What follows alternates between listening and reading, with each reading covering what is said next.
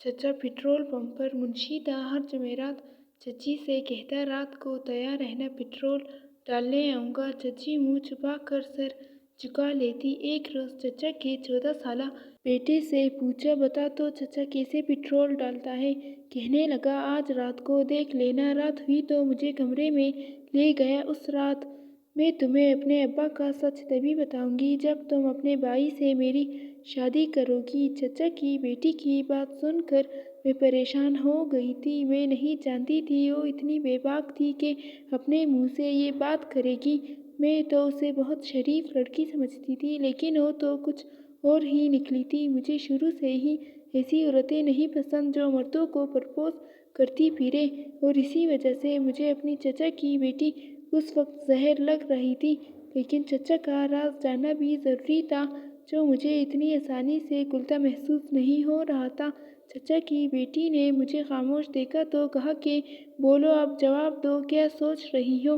میرا دل تو کیا کہ ایک زوردار تھپڑ اس کے منہ پہ دے ماروں، اور پھر میں نے سوچا کہ جس لڑکی کو خود اپنی عزت کی پرواہ نہیں، میں بھلا کیا کر سکتی ہوں؟ پھر اچانک میرے ذہن میں ایک شیطانی منصوبہ آیا۔ میں دھیرے سے مسکرائی اور آگے بڑھ کر چچا کی بیٹی کو گلے لگا لی۔ وہ ہلکا سا کسمسائی، اس کا چہرہ شرم سے سرخ پڑ گیا تھا۔ ہاں، میں تمہاری اپنی بھائی سے شادی کراؤں گی، میں نے چچا کی بیٹی سے کہا۔ جانے کیوں اس پل میں خود غرض ہو گئی تھی۔ میں اپنی ہی کزن کو استعمال کرنے جا رہی تھی۔ ایک بار تو خیال آیا کہ یہ غلط ہے، لیکن پھر اگلے ہی پل سوچا کہ وہ میرے بھائی سے محبت کرتی ہے، میرا بھائی نہیں۔ اگر وہ اپنی مرضی سے یہ سب کرے گی تو بھلا مجھے کیا اعتراض ہو سکتا ہے؟ اور شاید یہی میری سب سے بڑی غلطی تھی۔ میں بھول گئی تھی کہ میں خود بھی لڑکی ہوں، بس مجھے تو اپنا فائدہ دیکھنا تھا۔ میں تو یہ بھی بھول گئی کہ آخر ایک بیٹی اپنے ہی باپ کا راز فاش کیوں کرے گی؟ کاش یہ سب سوال اس وقت میری سمجھ میں آ جاتے۔ آج مجھے چچا کے گھر آئے 10 دن ہو چکے تھے اور میرے دماغ کا پرزہ ہل چکا تھا۔ دراصل میرا چچا ایک بہت ہی غریب انسان تھا۔ وہ اکثر بیمار رہتا اور اسی وجہ سے وہ کہیں بھی جاب نہیں کر سکتا تھا۔ چچا محنت مزدوری کر کے اپنے بچوں کا پیٹ پالتا تھا۔ میرا ابو ایک کلرک تھا اور ہماری گزر بسر اچھی ہو جاتی تھی۔ پھر اچانک اپنی بیوی بچوں کو لے کر شہر چھوڑ کر چلا گیا۔ اس وقت چچا کی 2 بیٹیاں تھیں، کوئی بیٹا نہیں تھا۔ وقت گزرتا گیا اور چچا سے ملاقات نہ ہوئی۔ ایک دن میں کسی کام کے سلسلے میں دوسرے شہر گئی تو وہاں میں نے چچا کو دیکھا اور میں حیران رہ گئی۔ پہل تو میں نے چچا کو پہچانا ہی نہیں۔ چچا کی صحت پہلے سے اچھی ہو چکی تھی اور چچا کسی سیٹ سے بات کر رہا تھا۔ میں کتنی ہی دیر چچا کو دیکھتی رہی اور پھر آگے بڑھی، چچا کو پکارا تو چچا نے حیرت سے مجھے دیکھا اور پوچھا، تم کون ہو؟ سیٹ بھی اپنے سامنے ایک خوبصورت لڑکی کو دیکھ کر حیران ہوا تھا۔ میں اس سیٹ کو جانتی تھی، یہ پراپرٹی ڈیلر تھا، لیکن چچا اس کے ساتھ کیا کر رہا تھا یہ حیران کن تھا۔ چچا کی بات سن کر میں نے کہا کہ چچا، میں آپ کی بھتیجی ہوں۔ یہ سن کر چچا حیران ہوا اور پھر خوش ہو کر میرے سر پر ہاتھ رکھا اور کہا کہ جلدی چلو، گھر چلتے ہیں۔ میں جانا نہیں چاہتی تھی لیکن منع بھی نہیں کر پائی۔ چچا کے جسم پر ہمیشہ پھٹے پرانے کپڑے ہوتے تھے، لیکن آج انہوں نے صاف ستھرے اور اچھے کپڑے پہن رکھے تھے۔ چچا نے ٹیکسی کروائی اور ہم گھر کی جانب چل پڑے۔ راستے میں چچا نے پوچھا کہ تم اکیلی لڑکی اپنے گھر سے اتنی دور انجان شہر میں کیا کر رہی ہو؟ میں نے بتایا کہ چچا، میں پڑھائی کے سلسلے میں آئی ہوں۔ یہ سن کر چچا چپ ہو گیا اور میں چچا کے گھر آ گئی۔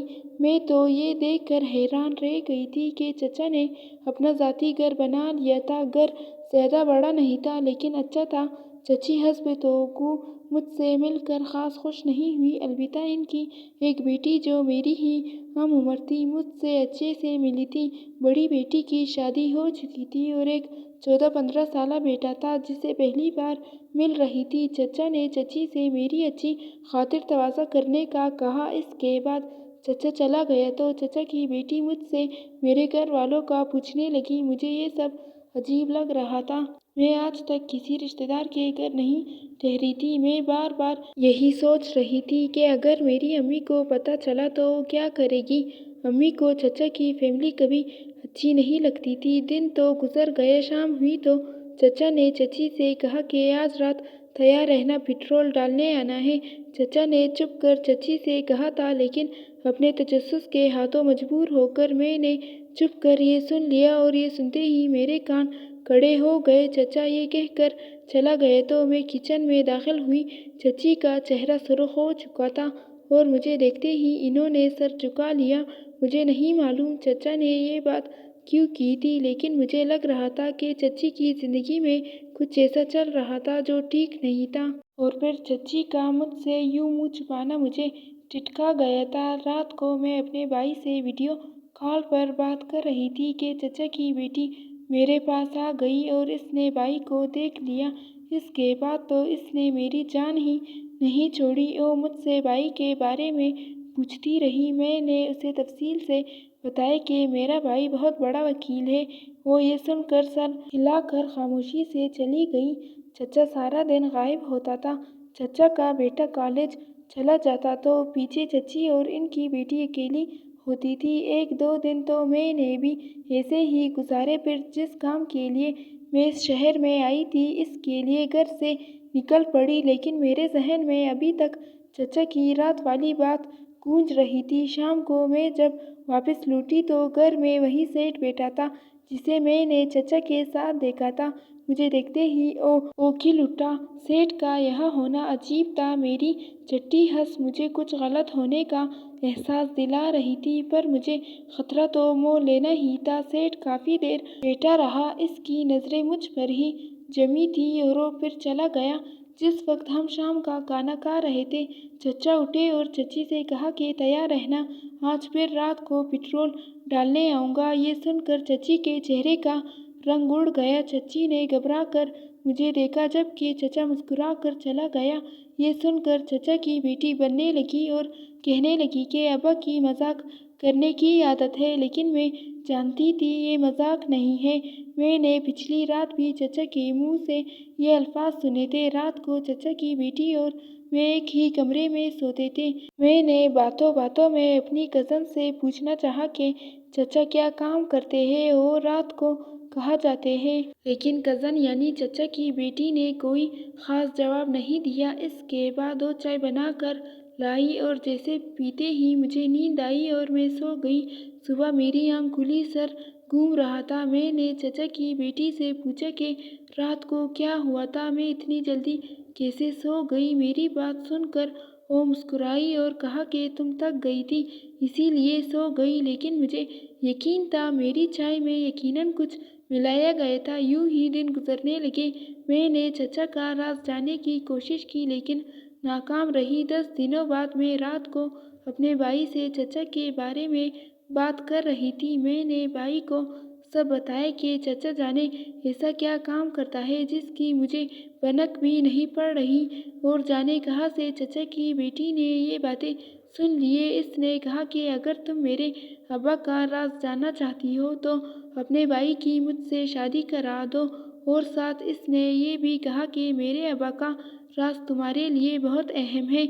और मैंने उसे कहा कि हाँ, मैं अपने भाई की शादी तुमसे करवा दूंगी। ये सुनकर वो मुस्कुरा दी और अपने छोटे भाई को बुलाकर कहा कि इसे वहाँ ले जाओ जहाँ इस वक्त अब्बा है।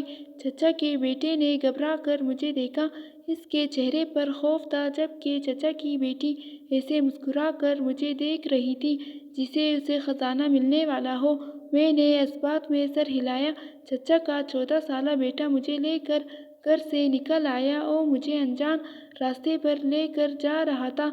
ये पुरानी सी हवेली थी। वो मुझे अंदर ले गया और मुझे एक कमरे में ले आया। मुझे तो थोड़ा अजीब लग रहा था, पर मैं चचा के 14 साला बेटे से डरती नहीं थी। कमरे में पहुंचकर इसने दरवाज़ा बंद कर दिया था।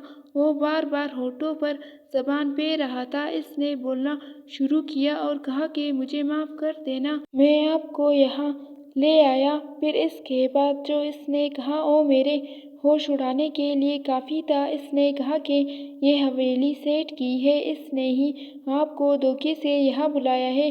दरअसल मेरा अबू एक पेट्रोल पंप पर کام کرتا ہے، لیکن ہر رات وہ وہاں سے پٹرول چوری کر کے گھر لاتا ہے، جسے امی بڑی بڑی ٹینکوں میں ڈالتی ہے۔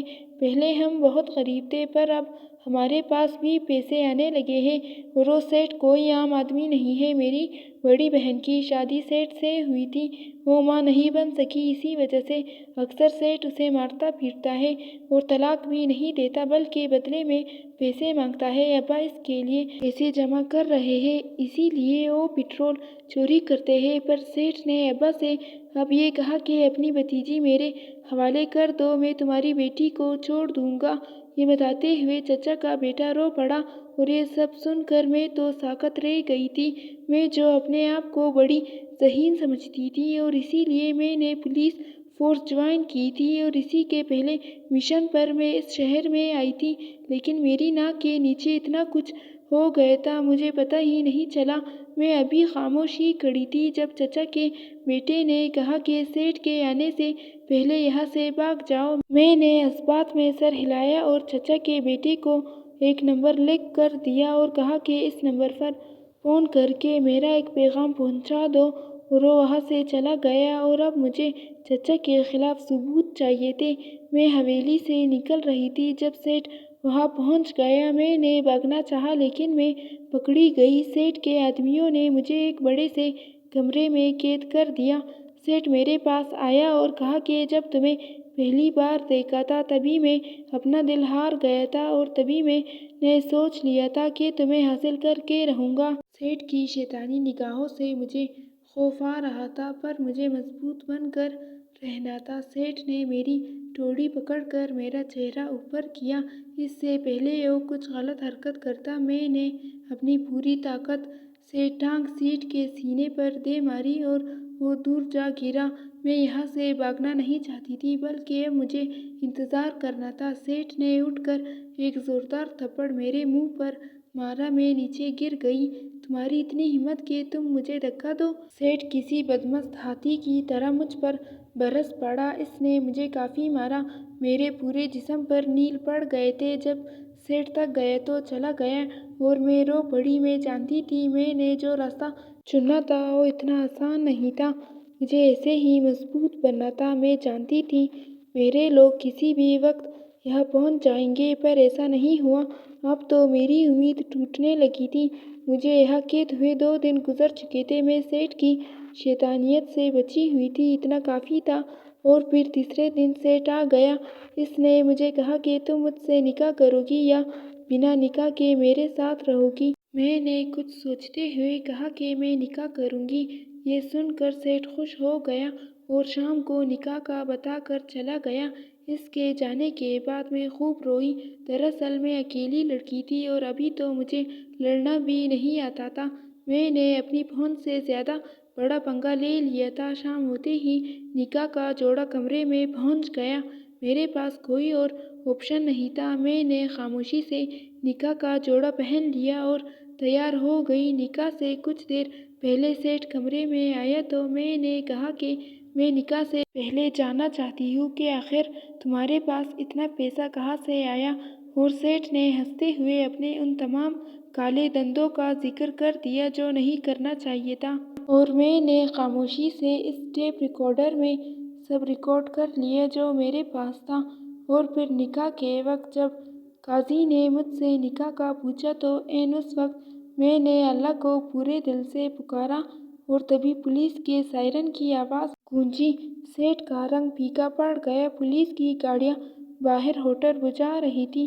اس نے بھاگنے کی کوشش کی لیکن پکڑا گیا۔ دراصل میں نے چچا کے بیٹے کے ہاتھوں اپنے بھائی کو پیغام پہنچایا تھا، اسے پیغام لیٹ ملا، اس لیے آنے میں دیر ہو گئی۔ بھائی نے پولیس والوں سے رابطہ کیا اور وہ لوگ اپنی پوری تیاری سے مجھ تک پہنچے۔ شکر خدا کا میں عین وقت پر بچ گئی تھی۔